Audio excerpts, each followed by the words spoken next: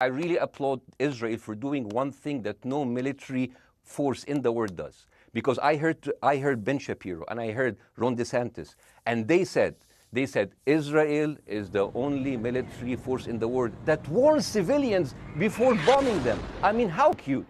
That is so nice of them.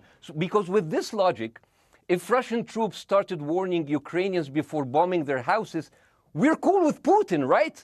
I mean, okay, Habibi, you have warned them, go invade, it's fine, you have done your job. Israel always victimizes itself, and I have never seen a victim putting their oppressor under siege and bombing them 24/7. Israel wants you to believe that they are the victim. Okay, so again, one needs a bigger context. Maybe he's making a different argument, but that argument, of course, is ridiculous. Ben Shapiro is not saying, oh, it's okay, we warn them and then we blow them all up. Right? That's not the argument. The argument is that Israel's trying to avoid civilian casualties. And certainly in past wars, the way it's done it is even when it's going to hit a Hamas hideout and it knows exactly where it is, but there might be civilians in the area, it phones them and warns them, we're about to hit the Hamas hideout. They've got an hour to get all your stuff and important belongings out of your building, right? That means it warns them so that they don't die, not it warns them and then blows them up, right? And then, of course, Hamas also get out, so it doesn't succeed in killing the Hamas fighters, right?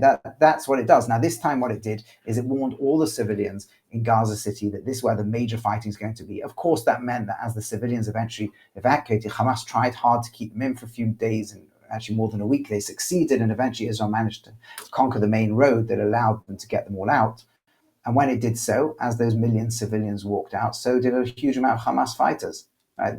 They knew exactly where Israel was coming. So Israel took the risk militarily. It was militarily a stupid move to do, but they did it so they could minimize civilian casualties. That's the point that's being made again and again and again.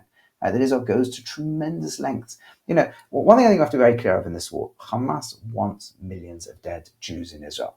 Its only survival strategy is tens or hundreds of thousands of dead Palestinians. It needs human shields to die, and then hundreds of thousands of people raging on the streets all over the world condemning Israel for it. That's what it needs.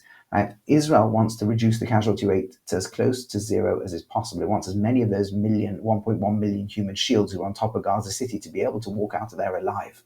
Right? And that's what's going on. And that's the point that's being made. So saying Israel's always claiming to be the victim, well, in the 100 Years' War to destroy Israel, right? That's, yes, Israel is the victim. America was the victim of September the 11th. It doesn't matter if it's militarily more powerful than Al-Qaeda. Britain was the victim of IRA attacks. It doesn't matter if it was stronger than the IRA.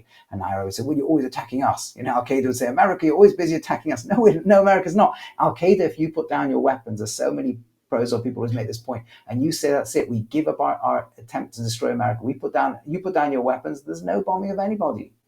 If America put down its weapons, Al-Qaeda will come and blow up buildings everywhere it can, right? If Israel put down its weapons, the whole population of Israel, there wouldn't be 40 beheaded babies. There'll be thousands and thousands of beheaded babies. There'll be 9 million dead Jews easily within 24 hours. If Hamas put down its weapons, there wouldn't be a single dead Palestinian. There'd be a Palestinian state. That's the argument. So, look, I can't, again, it's not fair to just pick up on one argument clip, but if people are convinced by anything in that argument, I don't think that argument stands at all.